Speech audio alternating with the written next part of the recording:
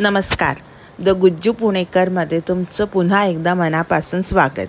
आज मुलांना शाळेला सुट्टी असल्यामुळे त्यांनी काल रात्रीच ऑर्डर दिली होती. आई, उद्या आम्हाला इडली सांबार खायचा आहे. मग काय, आई म्हणून ती इच्छा पूर्ण करणं तर आलंच. चला माझ्यासोबत घालवा हा साधा पण प्रेमाने भरलेला दिवस. तर सुट्टीचा दिवस असला तरी आईचा दिवस नेहमीप्रमाणेच लवकर सुरू होतो. आधी स्वयंपाकघर आवरलं, मग चहाचा कप घेत दिवसाची सुरुवात केली. आज कुठे घाई नव्हती म्हणून मनही थोडं निवांत होतं. तुमच्याही घरी असं होतं का? सुट्टीच्या दिवशी मुलांची नवीन डिश मागणी सुरू होते? कमेंटमध्ये नक्की सांगा. तर इथे मी सगळ्यात आधी कुकर लावून घेतला होता. एकीकडे मी सांबाराची तयारी केली सांबारासाठी आणि एकीकडे पालकाचं वरण करण्यासाठी मी दोन्ही त्याचे भांडे मी कुकरमध्ये लावून घेतले. तर आजच्या मेन्यूमध्ये होतं मुलांसाठी गरमागरम इडली आणि चविष्ट सांबार. इडलीचं पीठ तयार होतं त्यामुळे काम थोडं सोपं झालं, पण सांबाराची खरी चव येते ती ताज्या भाज्या आणि प्रेमाने केलेल्या फोडणीमुळे. तर इथे बघा मी इडलीचं पीठ तयार होतं तर आधी इडली लावून घेतल्या आणि सोबतच एकीकडे मी सांबार पण करायला ठेवला. मुलांच्या चेहऱ्यावरचं हसू पाहण्यासाठी आई किती आनंदाने स्वयंपाक करते ना.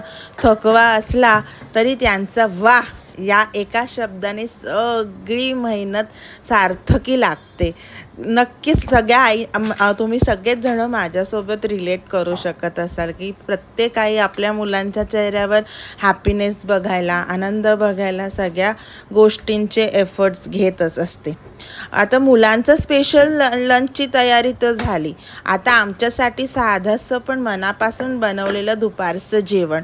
खरं सांगायचं तर रोज नवीन पदार्थ बनवणं शक्य नसतं, पण साध्या जेवणातही प्रेम असेल तर तेच जेवण खास बनतं. मला वाटतं घर चालवताना आपण रोज काही ना काही शिकत असतो.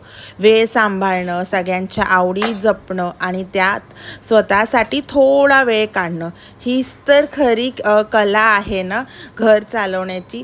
तर इथे बघा मी एका साईडला सांबार केला आणि माझ्या आणि माझ्या मिस्टरांसाठी पालकाचं वरणाची तयारी केली. दुसऱ्या साईडला मी चटणीची तयारी केली. त्याच्यानंतर आता इथे मी फोडणीची तयारी करत आहे. एका साईडला आमचं वरण मला फोडणीला घालायचं आहे आणि एका साईडला मला माझ्या मुलांसाठी सांबार पण फोडणीला घालायचा होता. तर म्हटलं जोपर्यंत इडली आणि कुकर होतोय तोपर्यंत इथे माझं सगळं चॉपिंग करून झालं. सांबारसाठी कांदा चिरला, कोथिंबीर, कढीपत्ता, टमॅटो.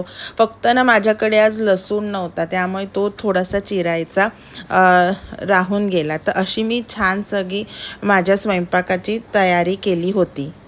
तर इकडे बघा तुमच्याशी बोलता बोलता माझी इडली पण झाली आणि कुकर पण झाला. तर इकडे इडलीची वाफ जायला म्हणून मी त्याच्यावरचं झाकण बाजूला केलं आणि इडलीचं जे काही आपलं काय म्हणतात त्याला इडली पात्र असतं ना ते मी थंड पाण्याच्या खाली धरलं. तर इथे मी तुम्हाला दाखवत होते की मी इडली कशी चेक करते.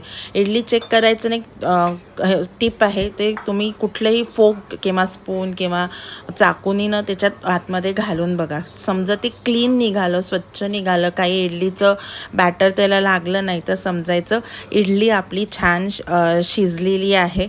नसेल क्लीन निघालं असेल तर अजून तुम्ही 10 मिनटासाठी कमी आचेवर ठेवू शकता. तर इकडे माझं इडली वगैरे सगळं झालं होतं. सोबतच मी इकडे पोळ्या करायची पण तयारी केली होती आणि त्याच्यानंतर मग मी माझं सांबार वगैरे फोडणीला घातलं. तर इकडे मी आधी तर म्हटलं मी पोळ्या करून घेते तोपर्यंत कुकर पण माझा थंड होतो आणि माझं इडली पण इडली पण झाली होती दुसरा घाणा. तर हे बघा तुम्ही बघू शकता की एका बाजूला मी आता पोळ्या झाल्या आहेत माझ्या आणि मी आता वरण हे जे वरण आहे ना ते मी ब्लेंडर छान फिरवून ते सगळं छान एकजीव करून घेते.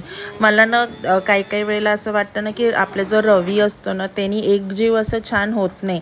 ब्लेंडर फिरवलं ना की पटकन एकजीव होऊन जातं.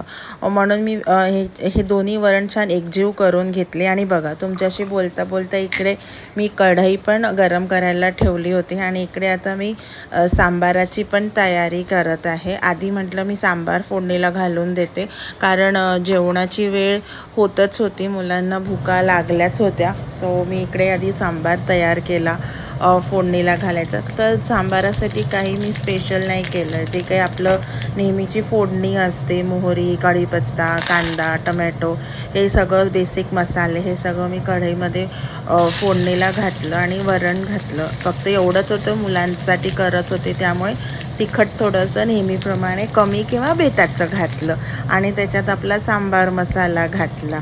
सो अशी काहीतरी माझी छानशी फोडणी झाली होती. आणि त्याच्यानंतर मी माझ्या आणि माझ्या मिस्टरांसाठी पण पालकाचं वरण फोडणीला घातलं होतं. तर जेवण झाल्यावर थोडी आवराआवर केली आणि मग स्वतःसाठी 5 मिनटं काढली. 1 कप चहा, थोडा शांत वेळ, एवढंच पुरेसं असतं पुन्हा फ्रेश वाटायला. मला नेहमी वाटतं घराची काळजी घेताना आपण स्वतःची काळजी घ्यायलाही विसरू नये, कारण आनंदी आई असेल तर घरही आनंदी राहतं. सुट्टीच्या दिवसात सगळे एकत्र बसून जेवण करणं, गप्पा मारणं आणि मुलांच्या छोट्या छोट्या गोष्टी ऐकणं हेच क्षण पुढे आठवणी बनतात. अशा साध्या दिवसाचंही एक वेगळंच सौंदर्य असतं, नाही का?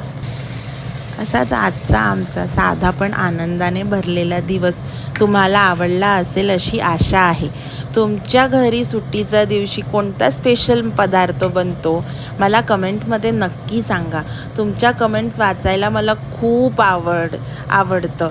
तर जर तुम्हाला असेच मनाला स्पर्श करणारे daily routine, cooking, cleaning, family vlogs आणि मराठी गुजराती व्हिडिओ आवडत असतील तर द गुज्जू पुणेकरला सबस्क्राईब करायला विसरू नका. आपल्या छोट्या परिवाराचा भाग बना आणि पुढच्या व्हिडिओमध्ये पुन्हा भेटूया. तोपर्यंत काळजी घ्या आणि हसत राहा. नमस्कार.